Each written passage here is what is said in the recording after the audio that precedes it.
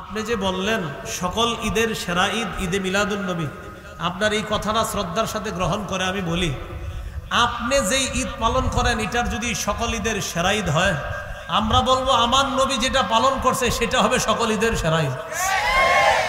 এখন কথা হলো আপনারা যেটা করেন সেটা আমার নবী করছে কিনা, জবাব হলো না। অতএব আমার নবী যেই ঈদ করছে সেটাই সেরা ঈদ, আপনাদেরটা যেটা এটা সেরা ঈদ না। কোথাও যদি দেখেন লেখা আছে ঈদে মিলাদুন নবী সকল ঈদের সেরা ঈদ, আপনি নিচে লিখবেন প্রিয় ভাইয়া শ্রদ্ধার সাথে আমিও আপনাকে বলছি, আপনি বলছেন আপনার ঈদ সকল ঈদের সেরা ঈদ, আমি নিচে লিখে দিলাম আমার নবীর ঈদ সকল ঈদের সেরা ঈদ। আপনি খালি আগে এইভাবে বলবেন, যেমন আমরা দুইজন, উনি বলতেছি ঈদে মিলাদুন নবী সেরা ঈদ, আমি বলতেছি নবীরটা সেরা ঈদ। টেনশনে পড়ে গেছে নবীর ঈদ আর ঈদে মিলাদুন নবী কোনটা, আমি বলতেছি আপনি কোনটা, আমি ঈদে মিলাদুন নবী। ওই যে 12 রবিউল আউয়ালে আমরা একটু আনন্দ উল্লাস করবো, ঘুরবো ফিরবো, খামোশ আসে বৃষ্টি ইত্যাদি, যাই হোক। উনি বলতেছে ঈদে মিলাদুন নবী এটা হলো সকল ঈদের সেরা ঈদ। আমি বললাম ঠিক আছে, আপনার কথা শ্রদ্ধার সাথে গ্রহণ করে বলছি আমার নবীরটা সেরা ঈদ। উনি কই নবীর ঈদ মানি, আমি বলি নবী যে ঈদ করছে। তখন বলতেছে নবী যে ঈদ করছে সেটা কোন ঈদ, আমি বললাম সেটা দুই ঈদ। এখন উনি বলতেছে আমি যেটা করি, আমি বললাম এটা আপনাদের বানানো ঈদ। এখন বলে সেরা কোনটা, আমি কই নবীরটা। আমি একটা বিষয় নিয়ে আমাদের মধ্যে একটা ভুল বোঝাবুঝি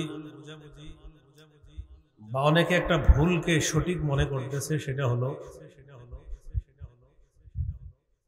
ইসলাম ধর্মের বহির্ভূত যারা যারা মুসলমানই না, এমন কারো ব্যাপারে কেউ এই কথা বলা যে তাদেরকে নিয়ে অথবা শিরিক বেদাতপন্থী তাদেরকে নিয়ে একটা সম্প্রীতি ভালোবাসা সৃষ্টি করা, এই জাতীয় কথা কেউ বলা, পাশাপাশি এই কথা বলা নবীর মহব্বতে হাসতে হাসতে জীবন দিয়ে দেব, একদিক দিয়ে শিরিক বেদাত আর অমুসলিম যারা আমার নবীকে শেষ নবী মানে না, এই জাতীয় কোন মানুষ যারা নিজেদেরকে মুসলিম দাবি করে কিন্তু নবীজির শেষ নবী মানে না, আবার নিজেদের দাবি করে মুসলমান, তাদের পক্ষে কোন কোন মানুষ কথা বলে, শিরিক বেদাত যারা করে তাদের পক্ষেও কথা বলে বুঝায় যে আমরা একটা সম্প্রীতির দেশে বসবাস করি, তাদেরকে কেউ কিছু বললে আমরা হাসতে হাসতে নবীর মহব্বতে জান দিতে পারি। চিন্তা করেন, একদিক দিয়ে বলতেছে নবী বিদ্বেষী যারা তাদেরকে নিয়ে সম্প্রীতি তৈরি করবে, অপর দিয়ে বলা হচ্ছে আবার যে হাসতে হাসতে নবীর জন্য জান দিবে। হাস্যকর কথা যে দুনিয়াতে কত প্রকার হতে পারে। একদিক দিয়ে নবীর দুশ্মন, আবার শিরিক বেদাত যে করে, নবীর নাম বিক্রি করে যারা বেদাত করে তাদেরকে নিয়ে সম্প্রীতি তৈরি করবে। চিন্তা করেন, পাশাপাশি আবার বলে তাদের কিছু হলে হাসতে হাসতে নবীর জন্য জান দিয়ে দিবে, তাদের কিছু হলে হাসতে হাসতে নবীর জন্য জান দিয়ে দিবে। এই জাতীয় কথাগুলা যারা বলে এরা বুঝায় যে উনি অনেক ধর্ম বুঝে, জ্ঞান বুঝে, অনেক জ্ঞান আছে, এরকম বুঝায়। বুঝায় কি মানে আমার অনেক জ্ঞান আছে, খুব জ্ঞান রাখে, এরকম বুঝায়। ওই জাতীয় জ্ঞানী যারা আছে তাদেরকে এ কথা বলে দেওয়া যায় সুন্দরভাবে। অন্যান্য লাইনে অনেক বড় জ্ঞানী হলেও আমাদের মাদ্রাসার প্রাথমিক পর্যায়ের 2-3 বছরে যে ছাত্রগুলো আছে এদের সামনে বসার মতো ধর্মীয় জ্ঞান তাদের নেই, অন্যদিকে জ্ঞান আছে। না হয় আপনি বুঝেন কি কথা বলে। নবীকে শেষ নবী মানে না যারা, শিরিক বেদাত করতেছে যারা, তাদেরকে নিয়ে সম্প্রীতি তৈরি করবে, আবার বলতেছে তাদের কিছু হলে হাসতে হাসতে নবীর জন্য জান দিবে। তো এই জাতীয় কথাবার্তাগুলা যারা বলে তাদেরকে কিছু বিষয় স্পষ্ট থাকা দরকার। সেটা হলো আমরা এখানে এই শোলাকিয়া মাঠে এখন যারা আছে, আমার বয়ান যারা শুনছে মুসলমান, আমরা কোন আল্লাহর ওলির দুশ্মন না, কোন আল্লাহর ওলির বিরোধী আমরা না। তবে কোন আল্লাহর ওলির কবরকে কেন্দ্র করে, মাজারকে কেন্দ্র করে শিরিক যদি কেউ করে, বেদাত যদি কেউ করে, কেউ যদি গঞ্জিকা সেবন করে, কেউ যদি গাঁজা সেবন করে, গাঁজা, আল্লাহর ওলির কবরকে কেন্দ্র করে কেউ যদি শিরিক করে, কেউ যদি বেদাত করে, আর কেউ যদি গাঁজা খায়, আমরা ওই শিরিকের বিরুদ্ধে, আমরা ওই বেদাতের বিরুদ্ধে, ওই গাঁজার বিরুদ্ধে আগেও ছিলাম, এখনো আছি, আমৃত্যু আমরা এগুলার বিরুদ্ধে। আমরা আল্লাহর ওলির বিরুদ্ধে, আল্লাহর ওলির কবরের বিরুদ্ধে, আল্লাহর ওলির কবর জিয়ারত করা হবে এর বিরুদ্ধে। আল্লাহর ওলির কবরকে কেন্দ্র করে কেউ যদি শিরিক করে, কেউ যদি বেদাত করে, কেউ যদি আল্লাহর ওলির কবরকে কেন্দ্র করে মেলা বসায়, এই শিরকের বিরুদ্ধে আমরা, এই বেদাতের বিরুদ্ধে আমরা, এই মেলার বিরুদ্ধে আমরা, এই গাঁজা সেবনের আসরের বিরুদ্ধে আমরা আগেও ছিলাম, এখনো আছি, ভবিষ্যতেও আমাদের অবস্থান পরিষ্কার। শিরিক, বেদাত, কুফর, গাঁজা ইত্যাদির বিরুদ্ধে আমাদের অবস্থান সব সময় পরিষ্কার। তো এই বিষয়টা না অনেকে গুলিয়ে ফেলছে, গুলিয়ে ফেলে আমাকে, আপনাকে, আমাদেরকে শত্রু বানাচ্ছে। আমাদেরকে কেমন জানি বুঝাইতে চাইতেছে যে আমরা শত্রু, আমরা সম্প্রীতি চাই না, এমনটা বুঝায়। এরকম একটা ভাবসাব। সহিহ বুখারীর বর্ণনা 427 নম্বর হাদিস। এই হাদিসের বর্ণনাকারী আম্মা জান আয়েশা সিদ্দিকা রাদিয়াল্লাহু তাআলা আনহা, তিনি বলেন, নবীজির দুই বিবি উম্মে হাবিবা, উম্মে সালামা রাদিয়াল্লাহু তাআলা আনহুমা, তারা দুইজন হাবশায় একটা গির্জা দেখছে। গির্জা, ফিহা তাসাবির, গির্জার মধ্যে অনেকগুলা ছবি দেখছে। ছবি, গির্জা বলতে আমাদের মাথায় কি আসে? একটা ধর্মের ইবাদত খানা, একটা ধর্মের মানুষের কি খানা? ইবাদত খানা, গির্জা। এগুলা একটা ধর্মের মানুষের ইবাদত খানা। তো এই ইবাদত খানার মধ্যে দেখে কি? তাসাবির, ছবি, মূর্তি। ফাযাকারাতা লিন-নবী সাল্লাল্লাহু আলাইহি ওয়াসাল্লাম, নবীজির দুই বিবি ব্যাপারটা আল্লাহ রাসূলের কাছে জানাইলেন, হুজুর, আমরা হাবশায় একটা গির্জা দেখলাম, ইবাদত খানা দেখলাম, ইবাদত খানার মধ্যে দেখি কি? ছবি, মূর্তি, এগুলা দেখলাম। فقال رسول الله صلى الله عليه وسلم إن أولئك إذا كان فيهم الرجل الصالح فمات بنوا على قبره مسجدا। নবীজি বলেন, এরা হলো তারা, একদল মানুষ ছিল, তাদের মাঝে কোনো ভালো মানুষ যখন মারা যায়, মারা যাওয়ার পর ওই ভালো মানুষটা যেখানে কবর দেয়, কবরের উপর তারা একটা সেজদার স্থান বানাইতো। নাউজুবিল্লাহ, যেখানে কবর দিস উপরে একটা সেজদার স্থান বানায়। ওয়াসাওয়ারু ফিহি তিলকা সুওয়ার, ওই মানুষগুলা আল্লাহর ওলি মারা যাওয়ার পর কবরের উপরে একটা সেজদার স্থান বানিয়েছে, আর ওই সেজদার স্থানের ভিতরে নিচে আল্লাহর ওলির কবর, আর উপরে ওই সেজদার যেই জায়গায় দেয় সেখানে হলো আল্লাহর ওলির মূর্তি। তাহলে নিচে আল্লাহর ওলির কবর, উপরে হলো ইবাদত খানা, আর ইবাদত খানার ভিতরে আল্লাহর ওলির মূর্তি, ছবি। নবীজি বললেন, উলাইকা শিরারুল খালকি ইনদাল্লাহি ইয়াউমাল কিয়ামাহ, এরা হলো কিয়ামতের ময়দানে সবচেয়ে নিকৃষ্ট জাতি হবে, কিয়ামতের ময়দানে সবচেয়ে নিকৃষ্ট জীব হবে তারা, যারা আল্লাহর ওলিদের কবরের উপরে সেজদার স্থান বানায়, আবার যদি এটার মধ্যে মূর্তি বসায়, তারা হবে সবচেয়ে নিকৃষ্ট জাতি। এজন্য মূর্তি ইত্যাদি এগুলা ইসলাম সমর্থন করে না। আমাদের ইবনে শাইখুল হাদিস, উনি মাত্র একটা মূর্তি ভাঙতে চেয়েছিলেন, আল্লাহর কি কুদরত, 90 ভাগ মূর্তি এখন আল্লাহ ভেঙে দিয়েছে। উনি মাত্র কয়টার ব্যাপারে বলছিল? একটার ব্যাপারে বলাতে বেচারারে 3 বছর রাখছে ভিতরে। তো আল্লাহর কি কুদরত, এই জন্য অহংকার না করা। আল্লাহর কি কুদরত দেখেন, উনি মাত্র দাবি করছে কয়টা? একটা। এখন আল্লাহ তাআলা এত খুশি করে দিছে মুসলমানদেরকে যে উনি দাবি করছে একটা, শুনল না কথাটা, যাও এখন 90 ভাগ শেষ, 10 ভাগও থাকবে না ইনশাআল্লাহ।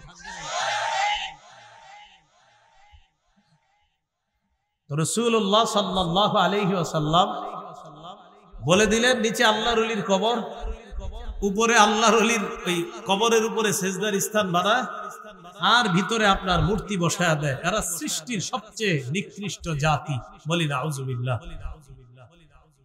হাদিসের কিতাব মুসনাদ আহমদ, এই কিতাবের মধ্যে আছে عن عبد الله بن مسعود رضي الله تعالى عنه قال سمعت النبي صلى الله عليه وسلم يقول إن من شرار الناس من تدركهم الساعة وهم أحياء والذين يتخذون القبور مساجدا। রাসূলুল্লাহ সাল্লাল্লাহু আলাইহি সাল্লাম বলেন, এই পৃথিবীতে সবচেয়ে নিকৃষ্ট জাতি দুই জাতি। এক নম্বর, যারা দুনিয়াতে বেঁচে থাকা অবস্থায় কিয়ামত হবে, তারা সবচেয়ে নিকৃষ্ট জাতি। যারা দুনিয়াতে থাকবে আর কিয়ামতটা তাদের উপরে ঘটবে, এরা সবচেয়ে নিকৃষ্ট জাতি। ওয়াল্লাযীনা ইয়াত্তাখিযুনাল কুবুরা মাসাজিদা, আর যারা কবরকে সিজদার স্থান বানায়, তারা সবচেয়ে নিকৃষ্ট জাতি। বলেন তো, কবরকে সিজদার স্থান যারা বানায়, তারা কি সবচেয়ে নিকৃষ্ট জাতি? আল্লাহ আমাদেরকে আল্লাহর ওলিদের কবরের মর্যাদা যেন আমরা রক্ষা করতে পারি, আল্লাহ তৌফিক দান করেন। আল্লাহর ওলিদের কবরের মর্যাদা রক্ষা হবে, আল্লাহর ওলিদের কবর মাজারকে যখন শিরিক বেদাত মুক্ত করতে পারবো, গাঁজা সেবন, গাঁজার আসর মুক্ত করতে পারবো, আর কবরকে কেন্দ্র করে মেলা মুক্ত যখন করতে পারবো, তখনই আল্লাহর ওলির কবরের সম্মানটা আমরা রক্ষা করব। বুঝে ঠিক হইতেছেন তো? তাহলে রাসূল সাল্লাল্লাহু আলাইহি সাল্লাম বললেন, যারা কবরকে সিজদার স্থান বানায়, তারা সবচেয়ে নিকৃষ্ট। সহিহ বুখারীর আরেকটা হাদিস শুনেন, 435 নম্বর হাদিস। এই হাদিস, আচ্ছা এই হাদিসটার আগে আরেকটা শোনাই। মুসলিম শরীফেরটা আগে বলি, এরপর বুখারীরটা বলি। সহিহ মুসলিমের একটা বর্ণনা, নবীজি ইন্তেকালের 5 দিন আগের বর্ণনা। কয়দিন আগের? বুখারীর যে হাদিসটা শোনাবো, এটা হলো ইন্তেকালের দিনের হাদিস। এজন্য আগে আমরা ইন্তেকালের 5 দিন আগেরটা শুনে আসি। সহিহ মুসলিমের বর্ণনা 1075 নম্বর হাদিস, মাদ্রাসার পাঠ্যপুস্তক অনুসারে 532 নম্বর হাদিস। এই হাদিসের মধ্যে আছে, قال رسول الله صلى الله عليه وسلم, রাসূলুল্লাহ সাল্লাল্লাহু আলাইহি সাল্লাম বলেন, ইন্নী আবরাউ ইলাল্লাহ আইয়াকুনা লি মিনকুম খলিল, আমি আল্লাহর কাছে মুক্ত তোমাদের মধ্যে কোন খলিল বানানো থেকে, অন্তরঙ্গ বন্ধু বানানো থেকে আমি আল্লাহর কাছে মুক্ত। তোমাদের মধ্যে আমার কোন অন্তরঙ্গ বন্ধু নাই।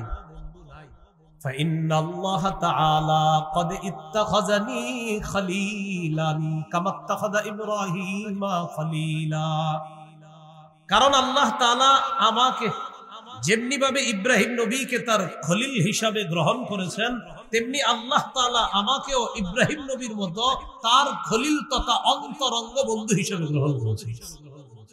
তাহলে দুই নবী খলিল, একজন ইব্রাহিম খলিলুল্লাহ, আর নবীর ইন্তেকালের 5 দিন আগে নবী জানায়া গেলেন ইব্রাহিম নবীও খলিল, আমি মুহাম্মদ সাল্লাল্লাহু আলাইহি সাল্লামও খলিল। তাহলে আমাদের নবী খলিলুল্লাহ, হাবিবুল্লাহ, রাসূলুল্লাহ। সুবহানাল্লাহ। ইব্রাহিম নবী খলিলুল্লাহ, আর আমাদের নবী মুহাম্মদ সাল্লাল্লাহু আলাইহি সাল্লাম হাবিবুল্লাহ, রাসূলুল্লাহ, খলিলুল্লাহ। এই কথা বলার পর নবীজি বলেন, আলা ওয়া ইন্না মান কানা ক্বাবলাকুম ইত্তাখাযু কুবুর আমবিয়াইহিম ওয়া সালিহিহিম মাসাজিদা, শোনো তোমরা, তোমাদের পূর্ববর্তী জাতি তারা তাদের নবী আর ওলিদের কবরকে সিজদার স্থান বানিয়েছে। আলা ফালা তাত্তাখিজুল কুবুর মাসাজিদা, আমার উম্মত তোমরা কিন্তু কবরকে সিজদার স্থান বানাবা না। আনহাকুম আন যালিকা, আমি নবী তোমাদেরকে এই ব্যাপারে নিষেধ করে যাচ্ছি।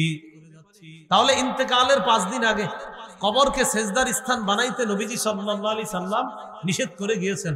এখন আমি আপনাদের কাছে জানতে চাই, আমাদের বাংলাদেশে কবর কেন্দ্রিক সিজদা না হইলেও পৃথিবীতে হয়নি? বাংলাদেশে না হইলেও পৃথিবীতে হয়তো, বাংলাদেশেও হয়। তাহলে এই যে এই জিনিসটা বলে, বাংলাদেশে কি কবর কেন্দ্রিক সিজদা হয়? আমরা কি কবরের বিরুদ্ধে না কবরের সিজদার বিরুদ্ধে? এই বিষয়টা আমরা মানুষকে বুঝাইতে পারতেছি না। এই বয়ান করলে আমাদেরকে বলে আমরা ওলিদের দুশমন। এটা কথাটা দেখেন কত ভয়ঙ্কর কথা। আমরা তো আল্লাহর ওলিদের দুশমন না। আল্লাহর ওলির কবরে যদি কেউ সেজদা দেয় ওই শিরিকের দুশমন আমরা। এবার বুখারীর বর্ণনা শোনেন, 435 নম্বর হাদিস। মুসলিমের হাদিসটা হলো নবী ইন্তেকালের 5 দিন আগে, আর বুখারীর হাদিসটা হলো রাসূল ইন্তেকালের দিনের হাদিস। লাম্মা নুজিলা বিরাসূলিল্লাহি সাল্লাল্লাহু আলাইহি ওয়াসাল্লাম, যখন রাসূল সাল্লাল্লাহু আলাইহি সাল্লামের মুমূর্ষু অবস্থা হলো, নবীজি কি করলেন? মুমূর্ষু অবস্থায় তাফিকা ইয়াতরাহু খামিসাতান আলা ওয়াজহিহি, রাসূলুল্লাহ সাল্লাল্লাহু আলাইহি সাল্লাম একটা কাপড় দিয়ে নিজের চেহারা মুবারক ঢাকলেন। নবী ইন্তেকাল করবেন, ওই মুহূর্তে একটা কাপড় দিয়ে নিজের চেহারা মুবারক ঢাকলেন। ফাইদা তাম্মা, নবীজির যখন প্রাণটা বের হবে অবস্থা, ওই মুহূর্তে কাশাফাহা আন ওয়াজহিহি, ওই মুহূর্তে রাসূলুল্লাহ সাল্লাল্লাহু আলাইহি ওয়াসাল্লাম চেহারা মুবারকের উপর থেকে কাপড়টা সরিয়ে নিলেন। নবীজির যখন মুমূর্ষু অবস্থা তখন চেহারায় কাপড় রাখলেন, আর যখন প্রাণটা বের হবে তখন কাপড়টা সরাইলেন, সরায়া বললেন লানাতুল্লাহি আলাল ইয়াহুদি ওয়ান নাসারা, ইহুদিদের উপর আল্লাহর অভিশাপ, খ্রিস্টানদের উপর আল্লাহর অভিশাপ। ইত্তাখাযু কুবুর আমবিয়াইহিম মাসাজিদা, তারা তাদের নবীদের কবরকে সেজদার স্থান হিসাবে গ্রহণ করেছে, সেজদার স্থান বানিয়েছে। ইউহাদ্দিরু মা সানাউ, নবী নিষেধ করে যাচ্ছে, সতর্ক করে যাচ্ছে, উম্মত আমার ইন্তেকালের পরে কিন্তু আমার কবরকে আবার তোমরা সেজদার স্থান বানাবা না। অতীতের জাতি তাদের নবীর কবরকে সেজদার স্থান বানিয়েছে, এই জাতীয় কাজকর্ম কিন্তু তোমরা করবা না। আল্লাহ আমাদের সকলকে কবর কেন্দ্রিক সেজদা, শিরিক, বেদাত থেকে বাঁচার তৌফিক দান করুন। এবার গুরুত্বপূর্ণ একটা কথা বলেন, কবর কেন্দ্রিক, সবাই বলেন কবর কেন্দ্রিক মেলা বসানো যাবে না। কবর কেন্দ্রিক কি বসানো যাবে না? এখন কথা হলো, যারা অতীতে বসানোর পক্ষে ছিলেন বা বসাইতো, রবিউল আউয়াল মাস আসলে বসাইতো, আমি দলিল দেই, দলিল দেওয়ার পরে তো আপনি বসানোর কথা না, দলিল দিয়ে পারলে চ্যালেঞ্জ করেন। কবর কেন্দ্রিক মেলা যে নিষেধ, এটা যদি দলিল থাকে তাহলে কেন বসাবে মেলা? এটা যদি নিষেধ। আবু দাউদ 2042 নম্বর হাদিস, কোন কিতাব? কত নম্বর হাদিস? 42 নম্বর হাদিস, 2042। قال رسول الله صلى الله عليه وسلم لا تجعلوا بيوتكم قبورا, রাসূলুল্লাহ সাল্লাল্লাহু আলাইহি সাল্লাম বলেন, তোমরা তোমাদের ঘরগুলাকে কবর বানায়ও না। যেই ঘরের মধ্যে নফল নামাজ না হয়, যেই ঘরের মধ্যে জিকির না হবে, আল্লাহর কোরআনের তেলাওয়াত না হবে, ওই ঘর কবরের মতো হয়ে যায়। এরপরে নবী বলেন ওয়ালা তাজআলু কবরি ঈদা, তোমরা আমার কবরকে কেন্দ্র করে মেলা বসাবা না, আমার কবরকে উৎসবের স্থানে পরিণত করবা না। আমার কবরকে কেন্দ্র করে মেলা বসাবা না, উৎসবের স্থানে পরিণত করবা না। আমাদের নবীজির চেয়ে বড় পীর দুনিয়াতে কেউ আসে নাই, আসবেও না। আমাদের নবীজির চেয়ে বড় শাইখুল হাদিস, আল্লামা, মুফতি, মুহাদ্দিস, মুফাসসির, পৃথিবীতে একজন মানুষের যত ভালো উপাধি লাগতে পারে সব আমার নবীর জন্য। আমার নবীর চেয়ে শ্রেষ্ঠ উপাধিধারী পৃথিবীতে আসে নাই, আসবে না, আসা সম্ভব না। তার কবরকে কেন্দ্র করে যখন মেলা বসানো জায়েজ নাই, হারাম। অতএব অন্য কোনো আল্লাহর ওলির কবরকে কেন্দ্র করেও মেলা বসানো হারাম, জায়েজ নাই। ওই মেলা বসানোর বিপক্ষে আমরা, আল্লাহর ওলির কবরের বিপক্ষে না। এখন এই দেখেন যে আমি বয়ানটা করলাম না, অনেকে দেখবেন এরকম বলতে পারে, এটা নবীদের ওলিদের দুশমন বলতে পারে। আপনি বলেন, আমি কি ওলির কবরের দুশমন? নবীদের ওলিদের কবরের দুশমন? তাহলে কবর কেন্দ্র করে মেলা, কবর কেন্দ্র করে শিরিক, কবর কেন্দ্র করে বেদাত, কবর কেন্দ্র করে সেজদা, এগুলোর বিরুদ্ধে আমরা আল্লাহ তাআলার কাছে দোয়া করব, আমাদের এই দেশ থেকে যেন আল্লাহ সমূলে বেদাত এবং শিরিককে আল্লাহ দূর করে দেন। রাসূলুল্লাহ সাল্লাল্লাহু আলাইহি সাল্লাম বলেন, যদি আমাকে মহব্বত করতে চাও তো কবরকে তোমরা উৎসবের স্থানে পরিণত করবা না, বরং কি করবা? ওয়াসাল্লু আলাইয়া, আমার উপর বেশি বেশি দুরূদ পড়বা। ফা ইন্না সালাতাকুম তাবলুগুনি হাইসু কুনতুম, তোমরা যেখানেই থাকো, যেখান থেকে দুরূদ পড়ো, তোমাদের দুরূদ ওই মুহূর্তে আমার কাছে পৌঁছে। তাহলে আমরা বেশি বেশি দুরূদ পড়ব, আল্লাহ তৌফিক দান করেন। এবার আমার সাথে বলেন, কবর সামনে রেখে নামাজ পড়া যাবে না। অনেক মসজিদের মাঝখানে কবর, মসজিদের মাঝখানে কেন করছেন? আবেগে করে লিখছে। মসজিদের মাঝখানে কবরটা আবেগে করে ফেলছে। তো কেন আবেগে করলেন? আলেমদেরকে জিজ্ঞাসা করতে পারলেন না? তো আপনি কবর করছে, এটা মাঝখানে করে ফেলছে।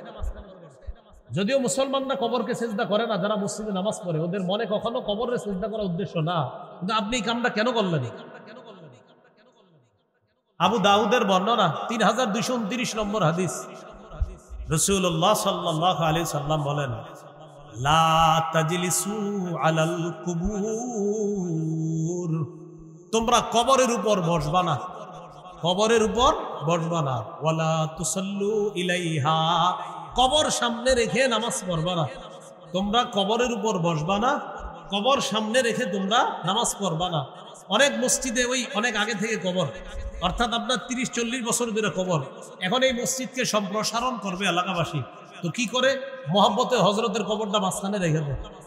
এই কাজগুলা না করা, এই জন্য মসজিদের মাঝখানে কবর না হওয়া, এটা পাশে হতে পারে, মাঝখানে না হওয়া। যদিও মুসলমান ওই মসজিদে গিয়ে কবরকে সেজদা দেয় না, কিন্তু এরপরে নবী নিষেধ করছে কবর সামনে রেখে তোমরা নামাজ পড়বা না। আল্লাহ আমাদের সকলকে কবর কেন্দ্রিক বাড়াবাড়ি, শিরিক, বেদাত, মেলা ইত্যাদি থেকে হেফাজত করেন। আরবি মাস কি মাস? এটা এই রবিউল আউয়াল মাসকে কেন্দ্র করে আমাদের সমাজের কিছু মানুষ বাড়াবাড়ি করে, বেদাত করে। বলেন কি করে? বাড়াবাড়ি করে, বেদাত করে। এই জাতীয় বেদাতের মধ্যে আমরা পা বাড়াবো না। রবিউল আউয়াল মাসকে কেন্দ্র করে খুব মনোযোগ সহকারে শোনেন। 1 নম্বর, ঈদ কি জিনিস? 2 নম্বর, ইসলামে ঈদ বলতে কি বুঝায়? 3 নম্বর, মিলাদুন নবী মানে কি? 4 নম্বর, নবীজির জন্মবার কবে? 5 নম্বর, নবীজির জন্ম তারিখ কবে? 6 নম্বর, ঈদে মিলাদুন নবীর ইতিহাস দুনিয়াতে শুরু হইল কিভাবে? 7 নম্বর, নবী তার জন্মদিনে কোনো আমল করেছেন কিনা? 8 নম্বর, জন্মদিনকে কেন্দ্র করে কোনো বেদাত, রুসুম ইত্যাদি হারাম। 9 নম্বর, কেউ যদি বলে নবী তো নিষেধ করে না এই রেলি, জশ্নে জুলুস বাইর করতে, আপনারা নিষেধ করেন কেন? এটার কি জবাব? 10 নম্বর, কেউ যদি বলে বেদাত মানে যদি হয় নতুন আবিষ্কার, ফ্যান, লাইট এগুলো তো নতুন আবিষ্কার, তাহলে এটি বেদাত কর না কেন? এটার কি জবাব? 11 নম্বর, সর্বশেষ আপনাকে বলবে আমার আব্বাও তো কত 20 বছর করছে, আমার জানা মতে আপনার দাদাও করছে কত 40 বছর, এটার কি জবাব? 12 নম্বর, বেদাতের মোকাবেলায় সুন্নাহের ব্যাপক প্রচার প্রসারণা চালানোর 1 নম্বর দায়িত্ব হলো যুব সমাজের। কাদের? সুন্নাহের ব্যাপক প্রচারের 1 নম্বর দায়িত্ব কাদের? বলতে পারেন হুজুরদের। হুজুর তো বলতেছে খতিব মসজিদের মধ্যে। আপনারা যদি এবার হুজুরের ওই মসজিদের কথাটা নিয়ে খালি সমাজে সমাজে প্রচার করে দেন, তাহলে তো হয়ে গেল। 1 নম্বর, ঈদ মানে কি? তো মন দিয়ে শোনেন, ঈদ আনন্দ, খুশি, উৎসব প্রকাশ করা। 2 নম্বর, ইসলামে ঈদ বলতে কি বুঝায়, এটা আমাদের জানা দরকার। এই ব্যাপারে 3টি হাদিস বলি, মন দিয়ে শোনেন। আবু দাউদের 1134 নম্বর হাদিস, আনাস ইবনে মালিক রাদিয়াল্লাহু তাআলা আনহুর বর্ণনা, তিনি বলেন, কাদিমা রাসূলুল্লাহ সাল্লাল্লাহু আলাইহি ওয়াসাল্লাম আল মাদিনা ওয়া লাহুম ইয়াওমান ইয়ালআবুনা ফীহিমা। রাসূলুল্লাহ সাল্লাল্লাহু আলাইহি সাল্লাম মদিনায় আগমন করলেন। মদিনাবাসী তখন 2 দিন, এমন 2 দিন ছিল যেই 2 দিনে তারা খেলাধুলা করত। فقال رسول الله صلى الله عليه وسلم ما هذان اليومان। নবী তাদেরকে জিজ্ঞাসা করলেন, আচ্ছা এই 2 দিন যে তোমরা খেলাধুলা করো, এটা কি, কেন খেলাধুলা করো? তারা জবাব দিল, কুন্না নালআবু ফীহিমা ফিল জাহিলিয়া, আমরা মূর্খতার যুগে এই 2 দিনে খেলাধুলা করতাম, তাই এখনো খেলাধুলা করি। فقال رسول الله صلى الله عليه وسلم ইন্নাল্লাহা ক্বাদ আবদালাকুম বিহিমা খায়রাম মিনহুমা ইয়াউমাল আযহা ওয়া ইয়াউমাল ফিত্রি। রাসূলুল্লাহ সাল্লাল্লাহু আলাইহি সাল্লাম বললেন, অতীতের যে 2 দিনে খেলতা এটা ভুলে যাও। আল্লাহ তাআলা তোমাদেরকে ওই 2 দিনের পরিবর্তে ঈদুল ফিতর এবং ঈদুল আজহা নামে অতি উত্তম 2টি ঈদের দিন আল্লাহ তোমাদেরকে দান করেছেন।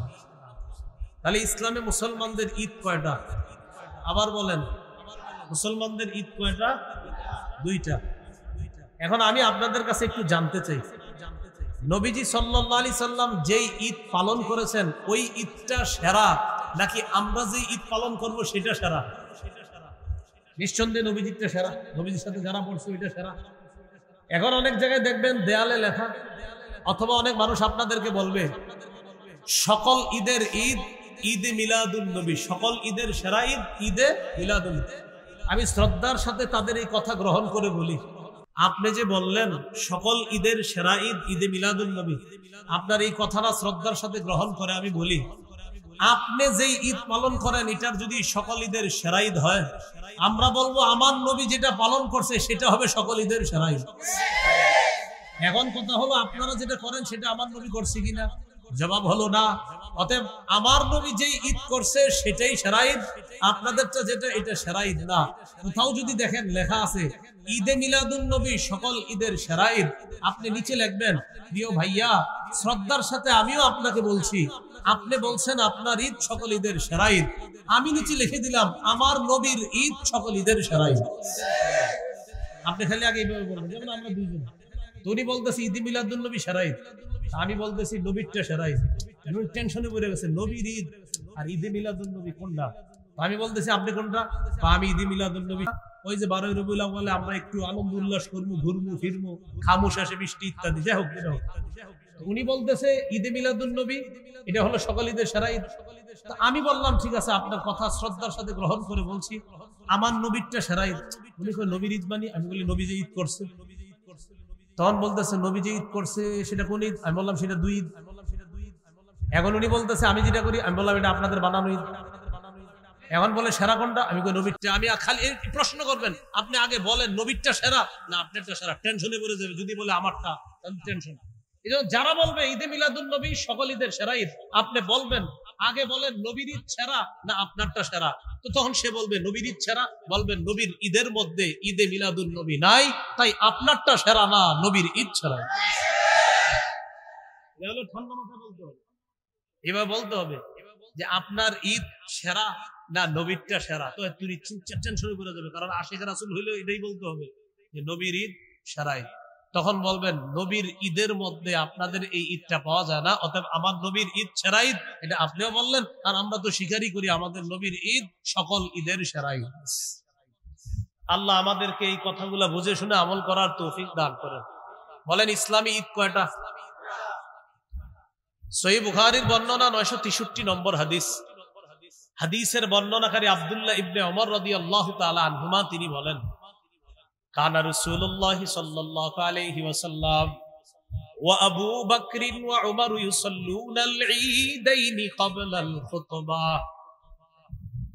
আব্দুল্লাহ ইবনে ওমর রাদিয়াল্লাহু তাআলা আনহুমা বলেন রাসূলুল্লাহ সাল্লাল্লাহু আলাইহি ওয়াসাল্লাম, আবু বকর, ওমর তারা সকলেই খুতবার আগে 2 ঈদের নামাজ আদায় করতেন। বলেন তো খুতবার আগে নবী কয় ঈদের নামাজ পড়তেন?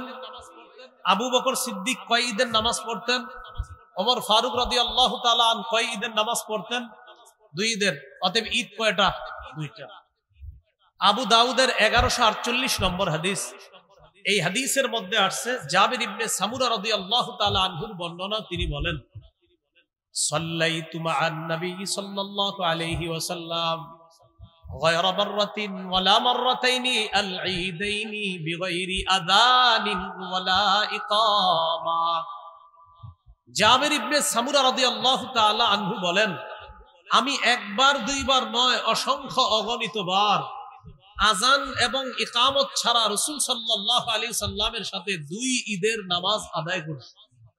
তাহলে নবীজির সাথে জাবির ইবনে সামুরা সাহাবী কয় ঈদের নামাজ পড়ছে?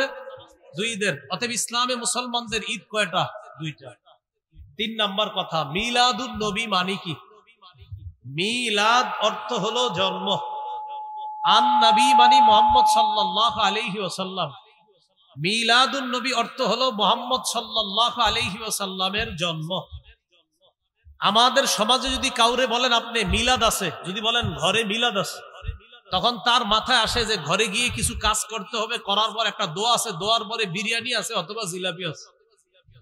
আমাদের সমাজে যদি কাউকে বলেন যে ভাই ঘরে মিলাদ আছে, তো আপনি বুঝবেন কি জানেন, ঘরে মিলাদ মানে ওখানে যাবো, যাওয়ার পরে কিছু ঘটনা ঘটবে, এরপর হুজুর একটা মুনাজাত দিবে, তারপর হয়তো এটা কিন্তু আপনার আমি শ্রদ্ধার সাথেই বলতেছি না, আবার অন্যভাবে নিয়েন না, মানে আমাদের সমাজে এটারই মিলাদ মনে করে। আমারে যদি কোনো সময় কেউ বলেন হুজুর ঘরে আসেন মিলাদ আছে, তো আমি বলবো মিলাদ আছে তো আমারই নিবেন কেন? যদি বলে তো কারে নিব, আমি বলবো মিলাদ মানি তো জন্ম, মানে আপনার কি ছেলে হবে না মেয়ে হবে না নাতি নাতনি হবে সেটা তো আমি জানি না। ওই ধাত্রী মা যারা আছে, জন্ম নিলে সন্তান জন্মগ্রহণ করার সময় যাদেরকে কাজে লাগে, ওই ডাক্তার বাক্তার কাউরে নিয়ে জন্ম না। না বুঝা ঠিক বলছেন। মিলাদ, মিলাদ অর্থ কি সবাই বলেন? তাহলে আমার ঘরে মিলাদ আছে মানে আমার ঘরে জন্ম আছে। আপনি যে বলতেছেন আমার ঘরে চরেন মিলাদ আছে মানে কেউ হবে, জন্ম নিবে। এই জন্য আগে ক্লিয়ার হতে হবে এটা মিলাদ অর্থ কি। তা আপনি কেন বলেন যে বাসায় চলেন মিলাদ আছে, মিলাদ মানে জন্ম আছে, কেউ আপনার নাতি হবে? অনেক মানুষ এই কথা নিয়ে আমাদের সাথে তর্ক করতেছে, আরে ভাই মিলাদ অর্থ তো জন্ম, তা আপনি কেন এটা অন্য কিছু বুঝবেন? আপনারা বিভিন্ন ব্যানারে লেখেন মিলাদ মাহফিল মানে জন্ম, কারো জন্ম মাহফিল হবে এখানে? লেখে মিলাদ মাহফিল মানে জন্ম মাহফিল। যদি বলেন হ্যাঁ জন্ম মাহফিল, তাহলে লেখেন মিলাদ মাহফিল। মিলাদ মাহফিল অর্থ যদি হয় জন্ম মাহফিল, মানে একজন এই মঞ্চে জন্ম নিবে, এটা যদি হয় সমস্যা নেই, লেখেন। বলেন দোয়া অনুষ্ঠান, বলেন সবাই দোয়া অনুষ্ঠান, দোয়া মাহফিল। হ্যাঁ এটাই বলতেছি আমি। মিলাদ অর্থ কি সবাই বলেন? মিলাদ অর্থ কি? তাহলে মিলাদুন নবী অর্থ মুহাম্মদ সাল্লাল্লাহু আলাইহি সাল্লামের জন্ম। আজকে থেকে যদি কেউ আপনাদেরকে বলে মিলাদ মানেন, আমার সাথে জবাব দিবেন, বলেন জন্ম অর্থে মিলাদ মানি। আমার জিজ্ঞাসা করেন সবাই মিলাদ মানেন? জিজ্ঞাসা করেন জন্ম অর্থে মিলাদ মানি। এবার আপনাদেরকে আমি জিজ্ঞাসা করি মিলাদ মানেন?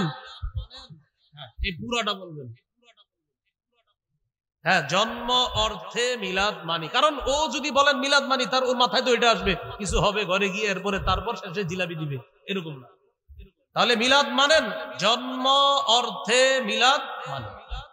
তো মিলাদুন নবী অর্থ মুহাম্মদ সাল্লাল্লাহু আলাইহি সাল্লামের জন্ম। 4 নাম্বার কথা, নবীজির জন্ম বার কবে? মুসনাদে আহমদ 4 নাম্বার খন্ড 172 নম্বর পৃষ্ঠা। ওলিদা রাসূলুল্লাহ সাল্লাল্লাহু আলাইহি ওয়াসাল্লাম ইয়াউমাল ইসনাইন। রাসূলুল্লাহ সাল্লাল্লাহু আলাইহি সাল্লাম সোমবারে জন্মগ্রহণ করেছেন। 5 নাম্বার আলোচনা, নবীজির জন্ম তারিখ কবে? এটা সবাই একটু মন দিয়ে শোনেন। কেউ বলেন নবীজির জন্ম তারিখ 2 রবিউল আউয়াল, কেউ বলেন 8ই রবিউল আউয়াল, কেউ বলেন 9ই রবিউল আউয়াল, কেউ বলেছেন নবীর জন্ম 10ই রবিউল আউয়াল, কেউ বলেছেন 12ই রবিউল আউয়াল, কেউ বলেছেন 17ই রবিউল আউয়াল, কেউ বলেছেন রবিউল আউয়ালের 8 দিন বাকি থাকতে নবীর জন্ম, কেউ আবার বলেছেন রমজানের 12ই রমজান নবীর জন্ম। এটা কিন্তু নতুন শুনছি একদম। 12ই রমজান নবীজির জন্ম। একটা কথা আপনারা আমার সাথে একমত হবেন আশা করি, যে নবীজির জন্ম নিয়ে মতভেদ আছে। এই ব্যাপারে আমি আশা করি একমত হবেন। কি আছে? মতভেদ আছে। আল্লামা মুহাম্মদ ইবনে কাসির রাহমাতুল্লাহি আলাইহি আল বিদায়া ওয়ান নিহায়ার মধ্যে তিনি সবগুলো তারিখকে উনি দুর্বল প্রমাণিত করে গুরুত্ব দিয়ে তিনি 3টা তারিখ আলোচনা করেছেন। কয়টা? 2 রবিউল আউয়াল, 8ই রবিউল আউয়াল। তাহলে তার উস্তাদ আমি আর আমার উস্তাদ তিনি, এতটুকু বুঝছেন সবাই? এটাকে বলে সূত্র। বলেন কি বলে? তাহলে সূত্রে তিনি আমার উস্তাদ, আমি তার ছাত্র, আবার আমি তার উস্তাদ, তিনি আমার ছাত্র, হলো সূত্র। তার উস্তাদ আমি, আমার উস্তাদ তিনি, এটাকে বলা হয় সূত্র। সূত্রে 2 জন আছে, একজনের নাম ওয়াকিদি, আরেকজনের নাম আবু মাশার।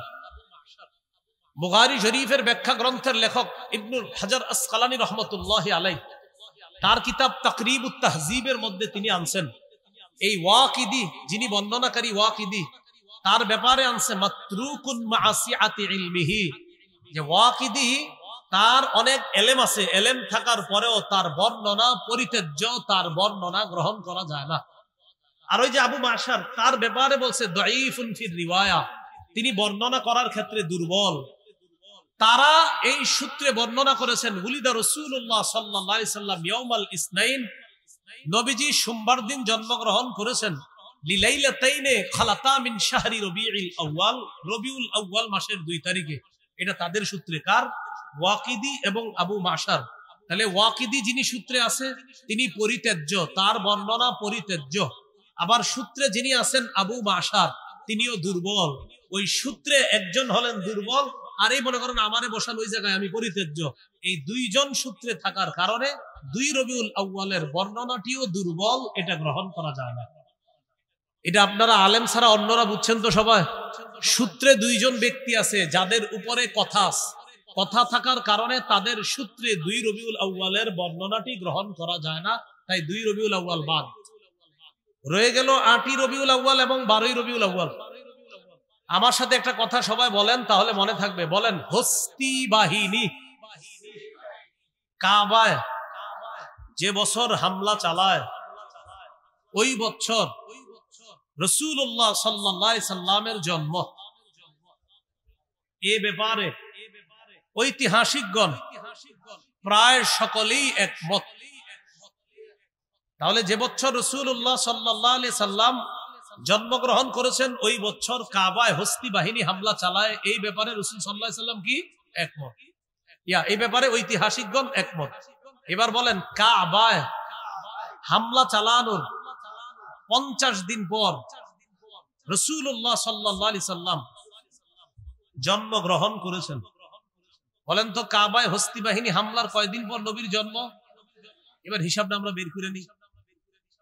মুহররম মাসের 13 দিন বাকি থাকতে কাবার উপর হামলা হয়। তাহলে মুহররমের 13 দিন পেয়ে গেলাম। পরের মাস সফর মাস, সফরের 30 দিন নেন, মুহররমের 13 দিন 43 দিন। রবিউল আউয়াল মাস হলো সফর মাসের পরের মাস। রবিউল আউয়ালের 7 দিন যাওয়ার পর, এরপর সূর্য ডুবার সাথে সাথে হয়ে যায় 8ই রবিউল আউয়াল। তাহলে আগের 43 আর পরের 7, এ হলো 50 দিন। এর মানে কাবায় হামলা চালানোর 50 দিন নবীর জন্ম, মানে 8ই রবিউল আউয়াল আল্লাহ রাসূল দুনিয়াতে জন্মগ্রহণ করছেন। কাবায় হস্তি বাহিনী হামলা চালানোর 50 দিন পর নবীজির জন্ম।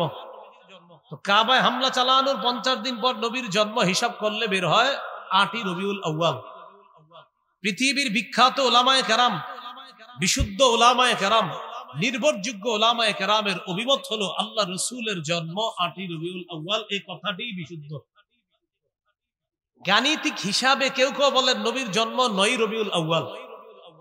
এজন্য মনে রাখবেন 8 অথবা 9। বলেন 8 অথবা 9, এই 2 তারিখে আল্লাহ রাসূলের জন্ম। এই কথাটি বিশুদ্ধ, তবে প্রসিদ্ধ নয়। 8 অথবা 9 রবিউল আউয়াল রাসূলুল্লাহ সাল্লাল্লাহু আলাইহি সাল্লামের জন্ম, এই কথাটি বিশুদ্ধ, তবে কি নয়? প্রসিদ্ধ নয়। এবার আমার সাথে বলেন, 12ই রবিউল আউয়াল নবীজির জন্ম। এই কথাটি প্রসিদ্ধ হলেও বিশুদ্ধ নয়। তাহলে 8, 9 বিশুদ্ধ হলেও প্রসিদ্ধ নয়, আর 12 তারিখ প্রসিদ্ধ হলেও বিশুদ্ধ নয়। কোরআনের 6666টি আয়াত প্রসিদ্ধ হলেও বিশুদ্ধ নয়, 6236টি আয়াত বিশুদ্ধ হলেও প্রসিদ্ধ নয়। বললাম, কোরআনের 6666টি আয়াত প্রসিদ্ধ হলেও বিশুদ্ধ নয়, 6236টি আয়াত বিশুদ্ধ হলেও প্রসিদ্ধ নয়। বিষয়টা এবার আসেন 12ই রবিউল আউয়ালের এই বর্ণনা কারা করছে? আন সাঈদ ইবনে মিনা আন আফফান ইবনে মুসলিম আন জাবির ইবনে আব্দুল্লাহ ওয়া আব্দুল্লাহ ইবনে আব্বাস রাদিয়াল্লাহু তাআলা আনহুমা ওলিদা রাসূলুল্লাহ সাল্লাল্লাহু আলাইহি ওয়াসাল্লাম ইয়াউমাল ইসনাইন আস-সানি আশারা মিন শাহরি রবিউল আউয়াল। সাঈদ ইবনে মিনা, ওই আবার আমার দিকে তাকান, সূত্র আমি হলাম ছাত্র সাঈদ ইবনে মিনা, এই উস্তাদের নাম আফফান ইবনে মুসলিম। তাদের সূত্রে বর্ণনা আল্লাহ রাসূল সাল্লাল্লাহু আলাইহি সাল্লামের জন্ম 12ই রবিউল আউয়াল। মজার ব্যাপার হলো, সূত্রে যিনি ছাত্র তার নাম কি? সাঈদ। বলেন, সূত্রে ছাত্রের নাম কি? উস্তাদের নাম আফফান। বলেন, সূত্রে ছাত্রের নাম, উস্তাদের নাম, আবার ছাত্রের নাম, উস্তাদের নাম। কোন বর্ণনার সূত্র এটা? 12ই রবিউল আউয়াল। মজার ব্যাপার হলো, সাঈদ যিনি ছাত্র তিনিও নির্ভরযোগ্য বর্ণনাকারী, আবার উস্তাদ যিনি আফফান তিনিও নির্ভরযোগ্য বর্ণনাকারী। তাহলে প্রশ্ন এসে যায়, 12ই রবিউল আউয়ালের সূত্রে সাঈদও নির্ভরযোগ্য, উস্তাদ আফফানও নির্ভরযোগ্য হলে বর্ণনাটি কেন নির্ভরযোগ্য নয়? 12 রবিউল আউয়ালের বর্ণনায় সাইদ যিনি ছাত্র তিনিও নির্ভরযোগ্য, আবার ওস্তাদ আফফান তিনিও নির্ভরযোগ্য। তো প্রশ্ন এসে যায়, নির্ভরযোগ্য মানুষগুলা সূত্রে থাকার পরেও বর্ণনাটি কেন নির্ভরযোগ্য নয়? আপনারা আমার দিকে তাকায় যদি বয়ানটা শুনেন সহজে বুঝবেন কেন নির্ভরযোগ্য না বর্ণনাটা। দেখেন, ছাত্রের নাম কি? সাইদের জন্ম 130 হিজরির পরে। বলেন সাইদের জন্ম কবে? তাহলে ভাই ছাত্রের জন্ম কবে? 130 হিজরি পরে। বলেন ছাত্র সাইদ যিনি, তার জন্ম কবে? উস্তাদের নাম কি? আফফানের মৃত্যু 110 হিজরিতে।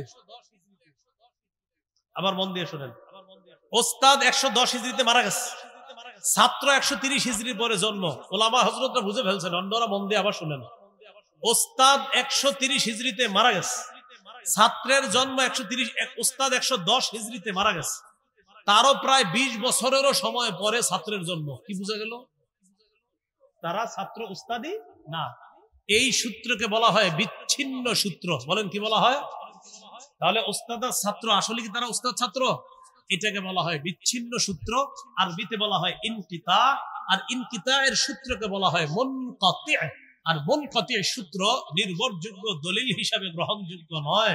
তাই বর্ণনায় দুজন নির্ভরযোগ্য বর্ণনাকারী থাকলেও তাদের পরস্পরের সাক্ষাৎ না হওয়ার কারণে এই বর্ণনাটি নির্ভরযোগ্য নয়।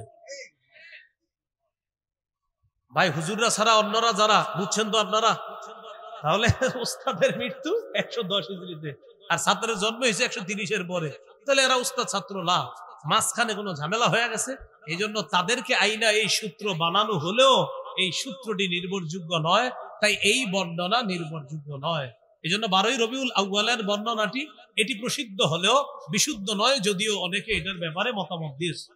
এটা হলো বয়ান করলাম। এলাকায় ঝগড়া থেকে বাঁচার জন্য কি করবেন? যেমন আজকের বয়ানের পরে আগামীকাল এই বিষয়ে হয়তো দুই দলের মধ্যে ঝগড়া হইতে পারে। ঝগড়া থেকে বাঁচার জন্য যেটা করবেন এটা হলো বুদ্ধি। আমার একটু জিজ্ঞাসা করেন, বলেন নবীর জন্ম কবে? জিজ্ঞাসা করেন। এবার ঝগড়া থেকে বাঁচার জন্য উত্তর দিতেছি। দেখেন, নবীজির জন্ম 8 থেকে 12 রবিউল আউয়ালের মাঝে যে কোনো একদিন। 8 থেকে 12 রবিউল আউয়ালের মাঝে যে কোনো একদিন, শিওর? হ্যাঁ শিওর। তাহলে এখন আর কেউ আর ঝগড়া করতে পারে? বলবো কোন কবে? আপনি বলবেন 8 থেকে 12-এর মধ্যে। 8 থেকে 12 রবিউল আউয়ালের মাঝেই নবীজির জন্ম, এই কথা নিশ্চিত। এটা যদি আপনারে বলে, আমরা তো বললাম 8-এরও বর্ণনা আছে, 9-এরও বর্ণনা আছে, 10-এরও বর্ণনা আছে, 12-এরও বর্ণনা আছে। তো এই জন্য আপনি যদি চান যে না ঝগড়া করবেন না, তখন বলবেন 8 থেকে 12 রবিউল আউয়ালের মাঝে যে কোনো একদিন। আপনি টেনশন করেন, আপনি কবে হলে খুশি হন এটা বলেন। এ হলো ঝগড়া মুক্ত থাকবেন এইভাবে। এগুলো 6 নম্বর কথা, না 5 নম্বর কথা। 6 নম্বর কথা, ঈদে মিলাদুন নবী কিভাবে শুরু হলো? এটা আমার সাথে যদি একটু বলতে বলতে পড়াশোনা করে নেন মুখস্থ থাকবে। বলেন 604 হিজরিতে ইরাক দেশে মসুল শহরে বাদশাহ আবু সাঈদ মুজাফফর জনৈক আলেম আবুল খাত্তাব ওমর ইবনে দিহিয়া তার মাধ্যমে সর্বপ্রথম ঈদে মিলাদুন নবীর সূচনা করে। কত হিজরি? 604। কত হিজরি? কোন দেশে? শহরের নাম মসুল শহর, বাদশার নাম আবু সাঈদ। বাদশার নাম কি? আর যে হুজুরিরা বেদাত করতে গেলে কিন্তু একজন সাইনবোর্ড ওয়ালা, দাড়ি টুপিওয়ালা লাগবে। বেদাত যারা করে না দেখবেন সাইনবোর্ড, টুপি, দাড়িওয়ালা, এরপর একটা গাড়ির উপরে উঠবে আর চারোদিকে ফুল টুল দিয়া হেরে খুঁজে পাবেন না। তো এখন কথা হলো, ওই বেদাতের যিনি লিড দিলেন তার নাম আবুল খাত্তাব ওমর ইবনে দিহিয়া। এই তার মাধ্যমে সর্বপ্রথম এই বেদাতের সূচনা হয়। তার ব্যাপারে ইবনে হাজার আসকালানী রহমতুল্লাহি আলাইহি বলেন, কাসীরুল ওয়াকিআতি ফিল আইম্মাতি ওয়া ফিস সালাফি মিনাল উলামা। এই লোকটা পূর্ববর্তী আলেমদের ব্যাপারে কটু মন্তব্য করতেন। এই লোকটা পূর্ববর্তী আলেমদের ব্যাপারে উল্টা পাল্টা কথা বলতেন। এখন আপনারা তালাশ করে এমন অনেক লোক পাবেন যারা বেদাতীদের নেতৃত্ব দেয়। এরা দলিলে না পারলে সর্বশেষ হক্কানি আলেমদের নাম নিয়ে নিয়ে তাদেরকে গালি দেয়। এখন এই গালির সূত্র কোত্থেকে আসছে? এই এলাকার ইমাম সাহেবরা আছেন, খতিব সাহেবরা আছেন, আপনাদেরকে গালি দিলে কষ্ট নিয়েন না। তাদের গুরুজি যিনি, এটা কষ্ট নেওয়ার কিছু নেই। তার ব্যাপারে ইবনে হাজার আসকালানী লেখছেন, খবিসুল লিসান, মুখের ভাষা ছিল খুব খারাপ, শাদীদুল কিবরি, প্রচন্ড অহংকার টাইপের মানুষ ছিল, মুতাহাবিরান, দুর্বল প্রকৃতি, অলস প্রকৃতির মানুষ ছিল, আর খালি আলেমদেরকে গালিগালাজ করত। আল্লাহ আমাদেরকে হেফাজত করেন। 604 হিজরি পর্যন্ত দুনিয়াতে যেটা ছিল না সেটা আমরা করব না, সেটা করে হঠাৎ এটার নাম দেওয়া সকল ঈদের সেরা ঈদ। যদি কেউ বলে আমরা বলবো আমাদের নবীরটা সেরা ঈদ। যদি বলে সকল ঈদের সেরা ঈদ, আমরা বলবো আমাদের নবীর ঈদ সকল ঈদের সেরা ঈদ। যদি বলে তাদেরটা সকল ঈদের সেরা ঈদ, সুন্দরভাবে এমনি বলবেন আমাদের নবীর ঈদ সকল ঈদের সেরা ঈদ। 7 নাম্বার মিলাদুন নবী, মানে নবীজির জন্মদিনে কোনো আমল আছে কিনা। সহিহ মুসলিমের 1162 নম্বর হাদিস, সুইলা রাসূলুল্লাহ সাল্লাল্লাহু আলাইহি সাল্লাম আন সাওমি ইয়াউমিল ইসনাইন, রাসূলুল্লাহ সাল্লাল্লাহু আলাইহি সাল্লামকে সোমবার দিন রোজা রাখার ব্যাপারে জিজ্ঞাসা করা হলো। নবীজি বললেন ইয়াউমুন গুলিতু ফিহি, সোমবার এমন একটা দিন যেই দিনে আমি জন্মগ্রহণ করেছি, তাই এই দিনে আমি রোজা রাখি। তাহলে নবীজি জন্মদিনে কি রাখতেন? সোমবার, বছরে একদিন, সেটা হলো 12ই রবিউল আউয়াল। হ্যাঁ, সোমবার কি বছরে একদিন না সপ্তাহে একদিন? তাহলে নবীজি সাল্লাল্লাহু আলাইহি সাল্লামের জন্মদিনের আমলটা কি বাৎসরিক না সাপ্তাহিক? হ্যাঁ, এখন থেকে বলবেন নবীজির জন্মদিনের আমল এটা সাপ্তাহিক, প্রতি সোমবার রোজা রাখবা, তাহলে শ্রেষ্ঠ আশিকে রাসূলের পরিচয় পেয়ে যাবে। 12ই রবিউল আউয়াল এটা শুধু নবীজির এক বছর কেন্দ্র করে না। এবার আপনারা বলেন নবীজি তার জন্মদিনে কি খাইতেন না রোজা রাখতেন? এখন আপনারাই বলেন এই যে বছরে একটা যেটা হয় এটা কি রোজা রাখা হয়? আমি কিন্তু বলিনি, আপনারা বলতেছেন। কি করে বলে নবীজি রাখতেন রোজা, আর আপনি কি আপনারাই বলতেছেন? আপনারাই বলেন কি হয়? তাহলে নবীজি সাল্লাল্লাহু আলাইহি সাল্লাম রাখতেন রোজা, আর আপনি সেখানে রোজা না রেখে খাইতেছেন, এটা কেমন নবীর মহব্বতের পরিচয় দিলেন? আমি আবারও বলছি, রাসূল সাল্লাল্লাহু আলাইহি সাল্লাম পূর্ণাঙ্গ শরীয়ত দুনিয়ার মধ্যে রেখে গিয়েছেন। এই শরীয়তের মধ্যে বেদাতের নামে নতুন কিছু আবিষ্কার যারা করে, যারা করতেছে, অতীতে এখনো ভবিষ্যতেও তাদের বিরুদ্ধে আমাদের অবস্থান আছে, ছিল, থাকবে ইনশাআল্লাহ। আর ওই